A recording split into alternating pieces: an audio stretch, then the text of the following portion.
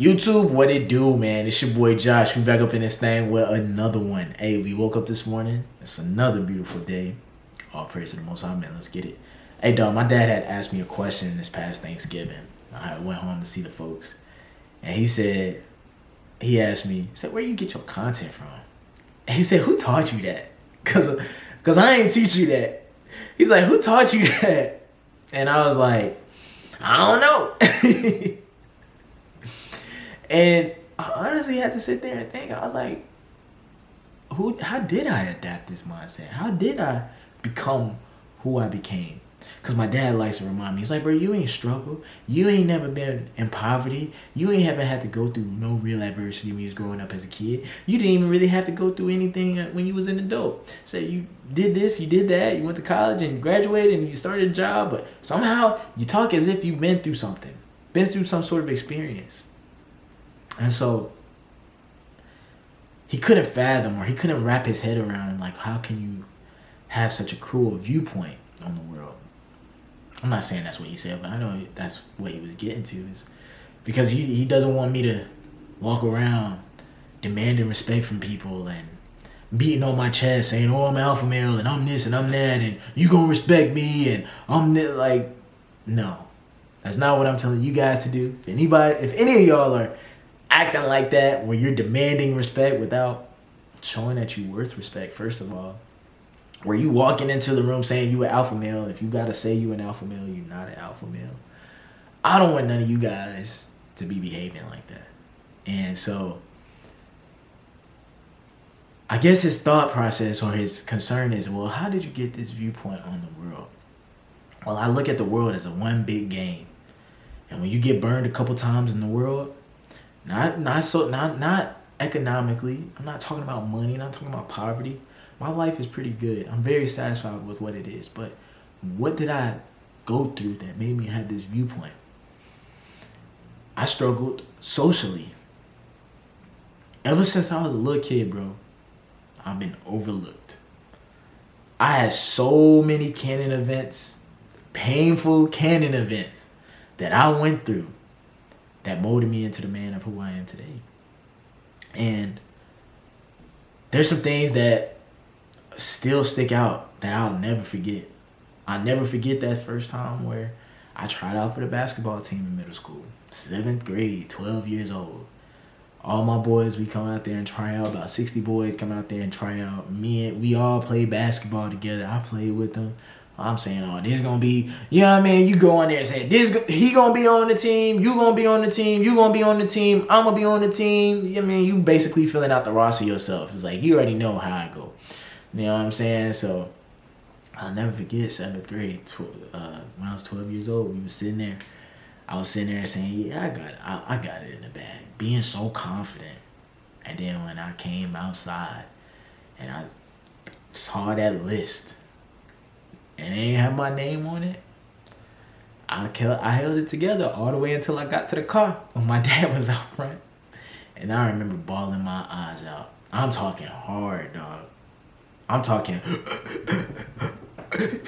can't even get the sentence out. Took me like 2 minutes for him to understand what I was crying about in the first place. He like, what's going on? I'm like, bro, I'm talking bawling, bro.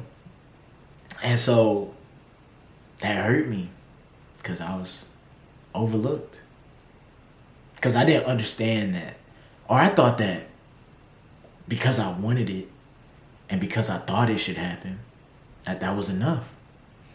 Me at 12 years old, 7th grade, the thought of somebody telling a kid, you just not good enough. Like, nobody ain't gonna say that to no kid. Not back then, maybe back then. But especially not today. The kids growing up. Everybody got to be appreciated. Everybody got to get a trophy. Everybody got to get a pat on the back, a hand five. Nobody's going to be told the cold, hard truth. That's the thing, bro. The truth is the most powerful thing. It's the most powerful thing that if you realize it and you obtain it and you use it, bro, you can be a cold individual. That's why I told y'all boys, y'all need to take the red pill. Watch my Manage Your Lust video. But it was just me being overlooked. I remember one time I was 15 years old. I had to walk to school from football practice one time. And then, just to give you a backstory, I was in the 10th grade, I think ninth maybe. And the girl I liked for the past 3-4 years, grade to grade to grade to grade, I think all the way back till 5th grade, I had a crush on this girl. She knew I had a crush on her. She would even tease me. She'd call me on the phone saying this and that. And I said, oh yeah, like, yeah, ha ha ha. Being a nice guy. You know, talking constantly, 24 hours a day. And then I remember walking home from football practice one day in the middle of the summer. We was doing 2-a-days, and it was this 12th grade senior who was on the team with us as well. I'm walking home. This man got him a little Mustang. She in the front seat. And I remember them driving past me. She rolled the window down. She said, Josh, what are you doing? Where are you going? You lost, buddy? I'm not saying that, but she definitely asked. She's like, Josh, hey, what you doing? I'm like, what you think I'm doing, bro? I'm walking home. Like, that's how I was feeling inside. For me, I just said, I'm home. But I remember walking the rest of that way home and being crushed. Because it's like, yo, you just met that dude. I known you since 6th grade. You just met him this year. You just met him last year. And you already with him? I'd never forget that. Never forget that. Then I got to college. I'm over here chilling with my girlfriend and everything, going through this and that. All to find out when the second that we split. And I'm on my knees begging, baby, please come back, please come back. And I'm over there looking like a sucker. Yet the whole time she over there talking to the dudes on the football team. 6'4", 230. I said, baby, can we get back together? She said, I'll have to think about it. Had me sitting there looking like a little simp. All to find out later that she'd been with somebody else. And so my dad asked me, he's like, you ain't never struggled? It's like, you ain't never gone through nothing? I was like, yeah, you right. I probably ain't go through no real world problems. Or what people would consider real world problems. But I went through some canon events. Some real painful events, dog. I said, bro, I went through the pain of being overlooked. That's how I am the way I am. I keep getting, every single time I wake up, and I adopt or I weaponize this mindset that I have, it's because I see that little boy that was 5'7", weighing 135 pounds, being overlooked. Wanting things to happen my way. Wanting things to happen. Had this vision of how I wanted my life to be. And every single time I try to make it happen, it just failed. Flopped. When I thought I was going to fit in with the boys. As soon as I didn't make that team and they all started getting closer and everything like that, it's just like I just got outcasted. It's a hard pill to swallow. Me looking back. Me during that time didn't understand. But me looking back, it's all because the truth. I just didn't want to accept the truth for what it was. I'm 5'7", 135 pounds. Shy. Scared to talk to people. When you talk to people, people got to say, speak up, huh? You don't feel good about yourself. You don't feel confident about yourself. And nobody told me the truth of that, bro, you need to get to work. Everybody said, oh, you good the way you are. There's nothing wrong with you. I like you the way you are. I love you. And then when people are faced with that dilemma where they got a choice to make between you and somebody else, because they are going to have to choose between you and somebody else, because that's something I didn't realize is that, bro, we all in competition with each other. It's one big game, bro. The world, one big game. And you want to know something that's funny? They ain't going to tell you how to play the game. They not going to tell you the rule book. They not going to tell you what you do to get better. They just going to say, there you go, you in the game, figure it out.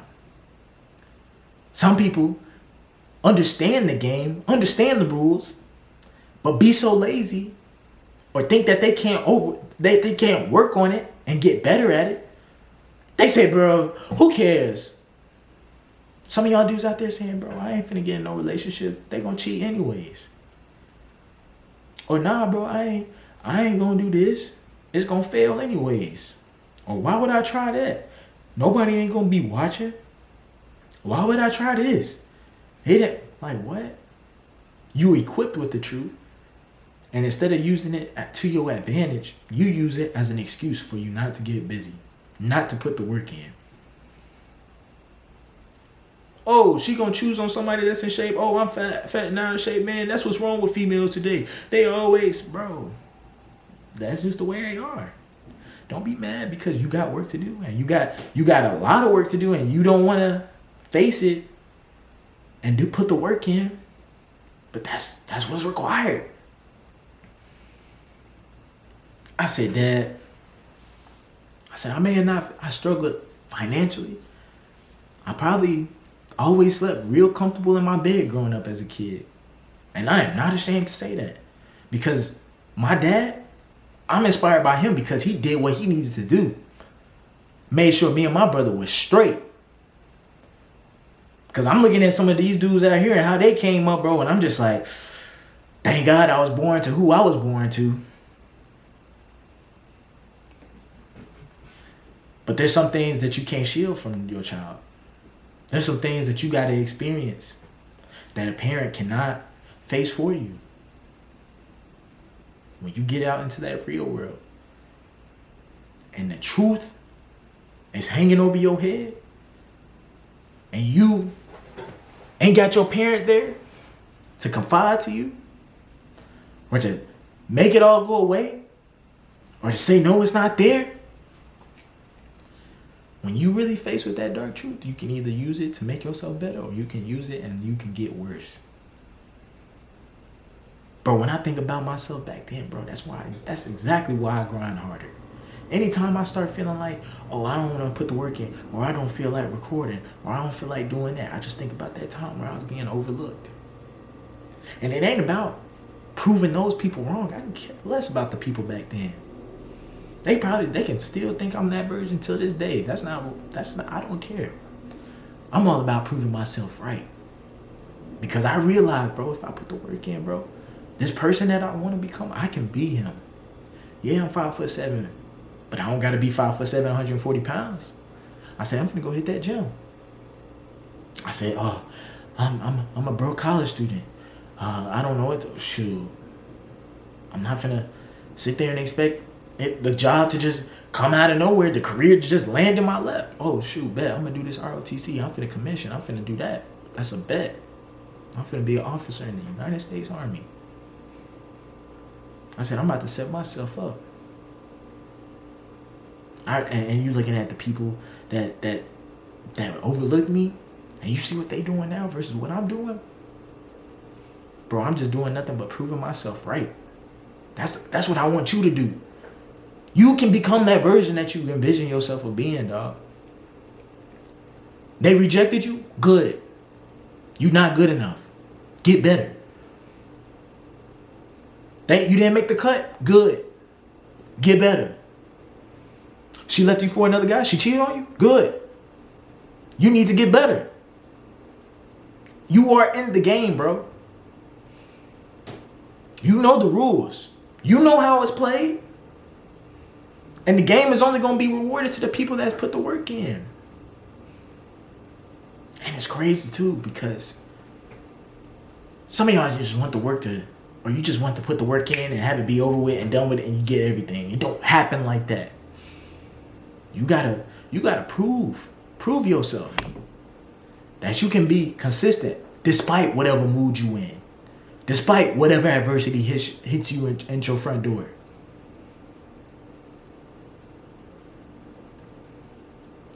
If you ever feeling like you're not motivated or you don't feel like, think about what you was looking like a year ago, 2 years ago, 3 years ago.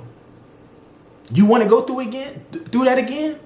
Because if you don't put the work in today, then you repeating the things that got you into the situation before. When you wasn't putting the work in, what did that get you? A whole bunch of no's and a whole bunch of rejections. You want to go back to that lifestyle? Is that what you want for your life? Or do you want to do something about it? Okay, if you want to do something about it, you got to make a change today, every single day. You can't live life like you was living before. And tell your mind, tell your body that this is what's normal now. This is what we do now. We wake up 6:30, 7 o'clock. We ain't no more sleeping in till 10, 11, 12. We hitting that gym, or we hitting that run. We doing something physically. We need to make sure our body's in tip-top shape. What are we doing to further our income? What skills are we trying to gather? Are we in school? Or are we just sitting there playing video games, just wasting time, letting time go by, thinking that we got infinite amounts of time, not realizing that each day we spend not doing what we're supposed to do is one less day that we get to enjoy the fruits of our labor. It's all up to you, dog. You are fully in control of your performance within the game. The dude to the left of you, he's cooking you right now. Do you want him to keep cooking you, or you want to do something about it? All right, bro, let's go get 50 shots up every single day and keep practicing it. We going to do more than what he does. And we going to let the results speak for themselves whenever we get matched up against each other. But there ain't going to be no results if you don't put the work in, dog. But that's all I got for y'all boys. Make sure y'all like and share. I'm going to holler at y'all.